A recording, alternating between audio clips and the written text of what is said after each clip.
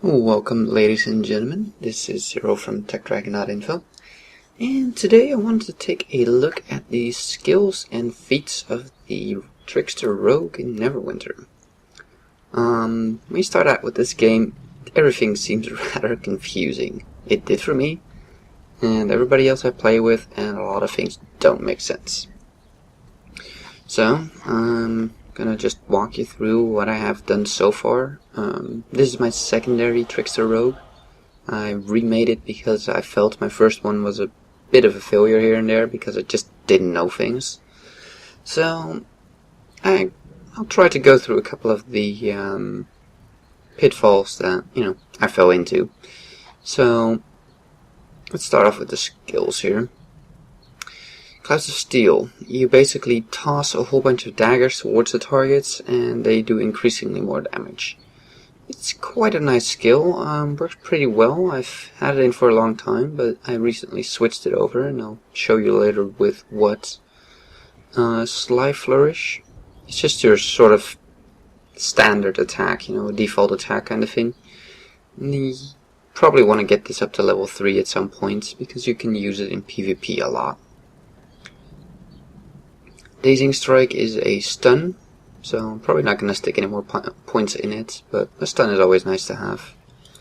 Bloodbath is your first daily skill, so that's one of these two. I'm currently using Whirlwind, so I'm not using it, so no points in it. Sneak Attack, increase your run speed and stealth.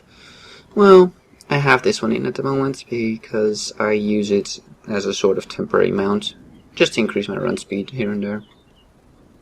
And probably for PvP as well, so I'm probably eventually going to get this up to 3. Death Strike is a teleport, a dash, a ambush, whatever you want to call it. Very handy skill. You instantly teleport to behind the target and whack them. Lashing Blade, max this. Whatever build you do, whatever you do, doesn't matter. Max it. It does a very nice amount of damage, and if you're in stealth and then use this skill, it's a guaranteed crit. Lurker's Assault adds 20% damage, and your stealth meter regenerates, allowing you to remain in stealth. I'll give you a demonstration of what that looks like. Head over to a mob here.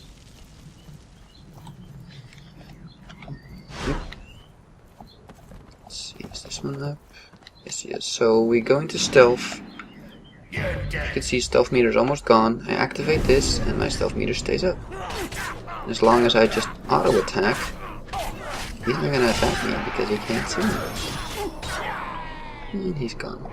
So your whole world changes to black and white, and it does make some things difficult, like telegraphing on the ground. There's red circles of where the attacks are gonna be. Those are almost impossible to see in that mode, so use it with care. But it basically is a 20% damage increase for... not quite sure how long it lasts. I think it's about 15 seconds. I'm not sure. Let's see if it says it anywhere. No, it doesn't mention it.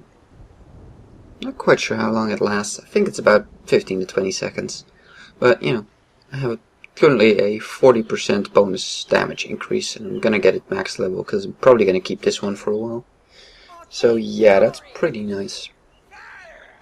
Now your skills also tie into your feats. I'll get to that in a little bit, but both kind of depend on each other what you want to do. So I'm not saying any of what I have is gonna work for you. No,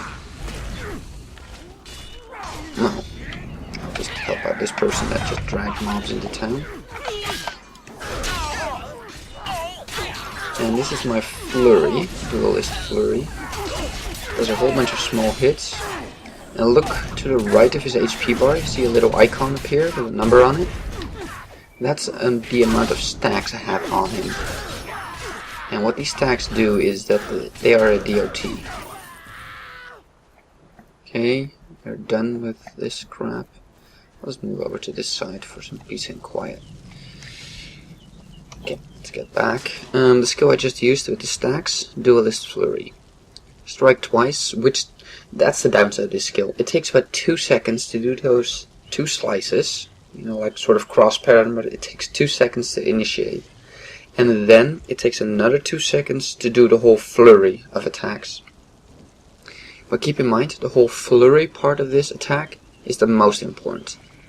You deal a whole bunch of slashes that do a lot of damage, and then you create a bleeding effect that causes quite a bit of damage over time. So it's a very powerful attack, but it kind of sucks on trash mobs. On just regular mobs, it takes too long. It takes 4 seconds to cast the whole thing.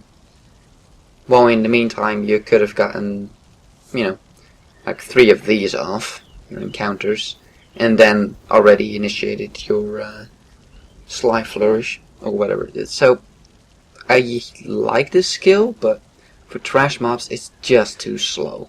And if they have like half health or a quarter health, it takes too long to initialize and do the damage. However, on stronger targets, like the, what was I just fighting? I don't know, but those bigger mobs that just are a lot stronger, on those it works perfectly. On bosses it works nicely. It's just on the small trash mobs it kinda sucks because of the initiation time. But yeah, bigger targets, if you get it off twice and get it all the way up to 10 stacks, the bleeding damage does a lot of extra damage. Don't underestimate that. Now, we get to the first little bit of weird in, I guess, Neverwinter altogether. These yellow skills are your passives. And you only get 2 of them, and you have to pick. As you can see, they're in here, and you have to pick which ones you want. So you have increased run speed while stealthed. Attack in combat deals 5% additional damage. Your first attack, excuse me. So only your first attack in combat. Yeah. Then we have this one. Reduce stealth loss income from damage. Means that every time you take damage you lose a bit of your stealth meter. If it isn't full already. If it's full, it will stay full. But if it's recharging, you take damage, it will go down. So this will decrease that. And the only reason I have 2 points in it is because I needed to get to 20 points and didn't really have anything else that I wanted to put points in. Tactics, increase your action power point gain by 5%. So I have it at level 2, so it's 10%. That's this bar. So that's used for your Lurker Assault and Whirlwind of Blades. So that's for your big skills. So I definitely want that to charge quickly. As you can see, I used that Lurker Assault earlier, demonstrated, and I already have it back at 39%. And I'm only level 24, so this recharge is only going to get better. And I killed 3 mobs, and that's it. So it's almost 10% a mob, or 12% a mob. That's not too bad. So that's what I'm kind of going for in this build, so I can have this fast full again, so I can reuse it. Bait and switch, yeah, I don't really see the point of it. You jump backwards, dropping a decoy in place. Enemies are near will attack the decoy instead of you. You gain an action point for every time it gets hit. Well, if you're in stealth, it refills your stealth meter, but the puppet comes out in stealth as well, if you are in stealth, and that, I think, is a mistake. It should come out of stealth. That way everybody would jump it, but if you're in stealth, most mobs are gonna ignore it, and PvP as well, so what's the point? If it would come out of stealth, and you remain in stealth, that would have been useful. But the way they set it up now, I think it's pretty useless. Blitz is, up to this point, your only AoE encounter, although Dazing Strike works sort of as an AoE, if they are all close enough. At Blitz, you jump backwards and you throw out fans. So you jump backwards first, and then you throw out fans. So keep that in mind. If you use this attack, well, I don't have the points in it yet, so I can't show you. But if you use it, be sure you're close enough to the mobs. If you're already at max range to use this on them, you're going to jump back and you're going to miss them all. But it's not a bad skill. The damage on it is not too bad, and for trash mobs, it takes off like almost half their health if you crit. So you get a whole group of trash mobs and you can all bring them all to half health with just one attack, which is pretty nice. So it's not a bad attack, but the cooldown is pretty long for the damage it does, so it's one of those, I think for just dungeons, you know, with trash mobs or just groups, it's not a bad replacement for Dazing Strike. It does less damage, but you do it to everyone instead of just one target, so it's a bit of a trade-off. Now, I'm not level 30 yet, so I can't show anything below here, but I just want to give you an idea of whatever is useful in here. Now, the reason why I said that everything is intertwined with the feats is because you can do so many builds, and your builds really come out of your feats. So, I'm going with this sort of utilitarian, survival, and damage output build, rather than stealth build. You have stealth builds, you have damage output, you have sort of AoE builds, although they're not that great, but yeah, there's so many things you can do. So, as I am a human Trickster Rogue, I get 3 extra feat points by the time I get to 30. So that's why I might have a little bit more than you have at this point. Because right now I have 2 extra points. So what I've been doing is I stuck points in, well, that's a no-brainer for any build. Some people say that this one is useless. I kind of like having extra HP. Even though 9% is not a whole lot, I like more survivability.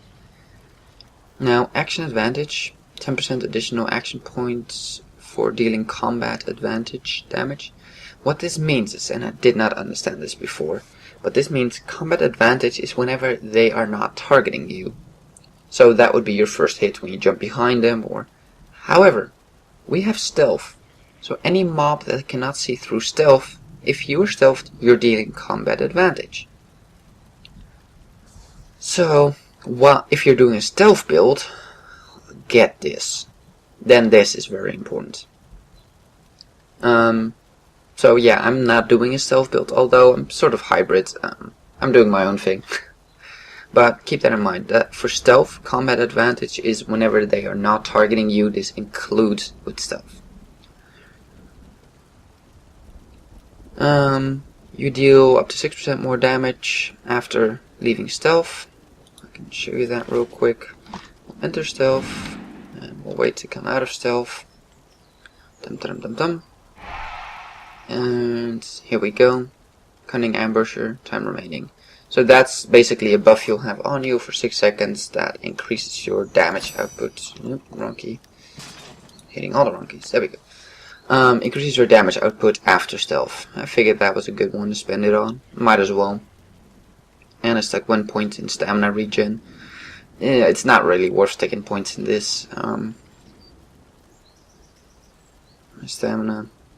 This is your stamina. That's for your combat rolls for doing these kind of things. So yeah, 10% more. Yeah, you already don't have too much regen, so 10% more, it's not gonna do a whole lot. But you can if you really want to. But I just needed to stick 8 points in something, and I figured, yeah, 2% more regen, why not? I could have stuck it in here as well. Might have been better in hindsight, but yeah. Now for this one, your encounters deal more damage. Yeah, I would say that's a good, that's those skills. If those skills do 6% more damage, sure, why not?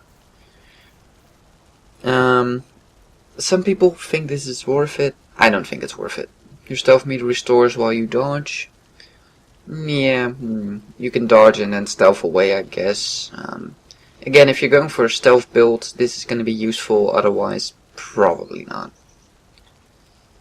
And here I needed to dump some points again, so I got 2% extra deflection. Deflection means in other games it's called a parry. You basically only take 25% of the damage. And I currently have, I don't know actually, deflection chance 11%. So 10% out of all the hits I receive roughly is gonna only, do 25% damage. That's not too bad. A lot of people say it's worthless, but I don't think it's too bad.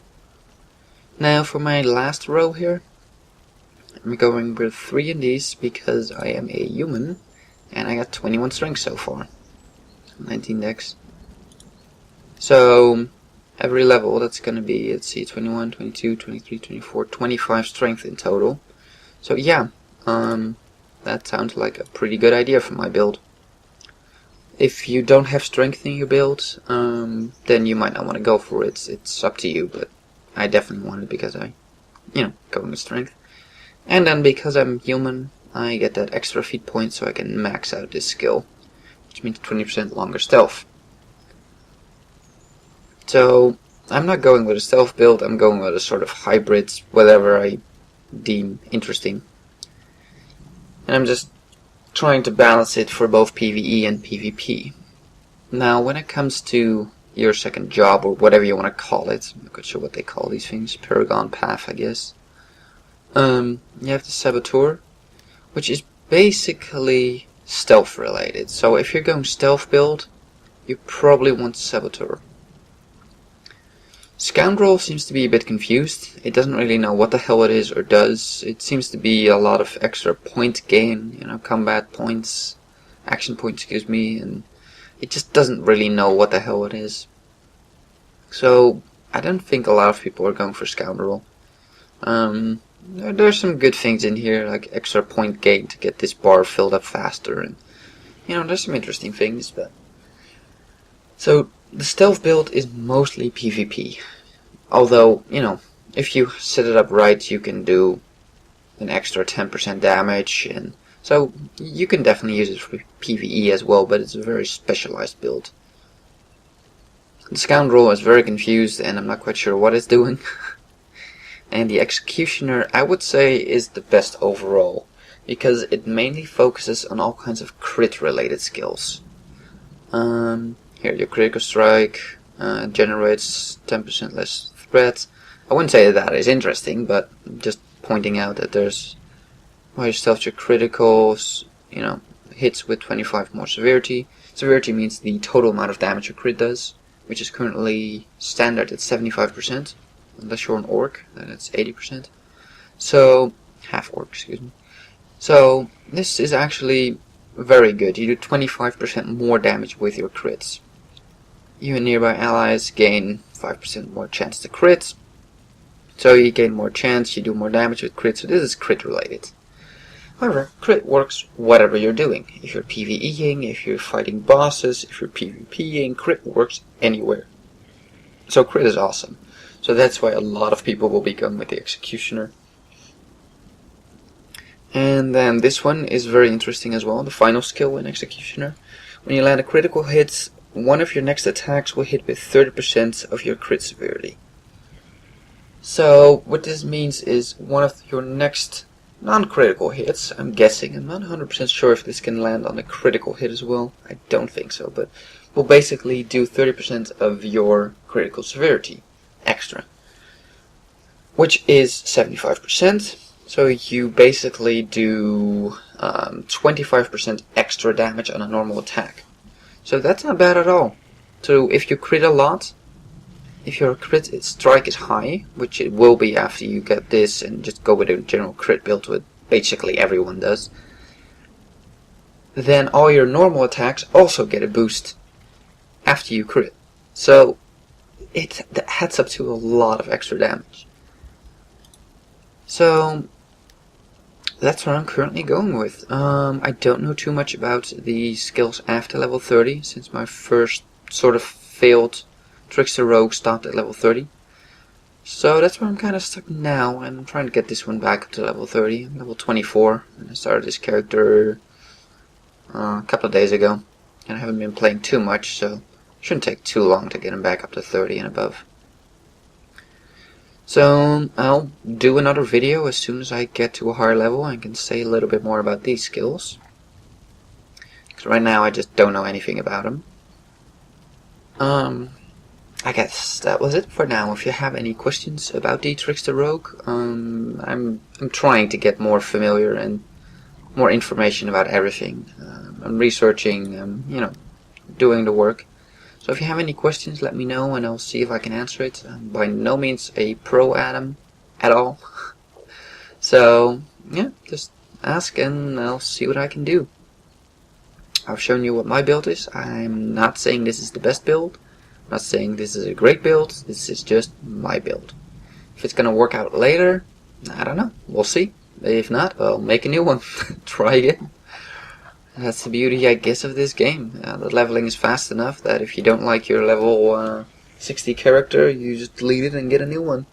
Doesn't take that long to get back to 60. I think in about 2 weeks you can get to 60 if you really try. And I clearly haven't been trying, as you can see, since I'm only 24, so yeah. One thing I should still mention is that your race ties into your build as well. For instance, I'm a human, which means that I get 3 extra feat points. So I get to spend 3 more points. Normally you could do this exact same build, but only get this skill to level 2 instead of 5, for instance. Or you could stick them anywhere else, but it does mean you get a lot of these skills maxed out a lot sooner as well, because you just have that 1 or 2 extra points depending on what level you are, and 3 extra points in the end. So the orc, half orc, is another good class because you get movement speed after you engage the first time. So if something is running away, you can catch him. You get 5% extra crit severity, and I forgot what the other one was. I think 2 extra dex and strength when you start off with. So these stats are a little bit higher when you start off. I think something like that. Then the what's the other class? Halfling, I think, or was it Thiefling? I think the Thiefling had some interesting stats to start off with. My first character was a elf, which gave 1% extra crits, and I can't really recommend it. If you look at the guides on the forum, none of them recommend an elf as a starting class, but back then I didn't know any better. It's like, ooh, 1% extra crit. I had no idea what role these stats would play, because if you're used to other MMORPGs, you get these stats when you level. In this game you don't. You only get them once every 10 levels. As you can see here. Once every 10 levels you get 1 stat point. So the impact of these stat points are a lot greater than I initially thought. So I didn't give it an extra thought. You know, it's like, oh, I get 2 charisma with it. Okay, fine. But charisma doesn't really do a whole lot of things. Companion, bonus, EA, combat advantage, okay. So if you're going with a combat advantage build, you might want to get more charisma to start off with, but it all depends on your build. So the human is good, the half-orc is a good starting race, and I think it was the Thiefling, but I'm not 100% sure. No, the Thiefling is the one that does 5% extra damage, wasn't it? I don't remember. You'll have to look. On the forums, if you go into the thief section, Trickster Rogue, I keep calling them thieves or not, Trickster Rogues, just look through it and look at some of the poster. People have compiled massive posts with all kinds of information, what's useful and what isn't. But keep in mind, this is all usually a sort of one-person perspective, so it might not work for you. Like the stealth builds is a lot of work to stay in stealth, to use the proper skills, the proper time. And it's a lot of micromanagement, so it depends on what you want to do. So I think that was it for me for now. Like I said, if you have any questions, leave them in the comments down below. If you like this video, give it a thumbs up, and if you want to see more from Neverwinter or from me or anything else on this channel, please subscribe. I'll see you on the next video.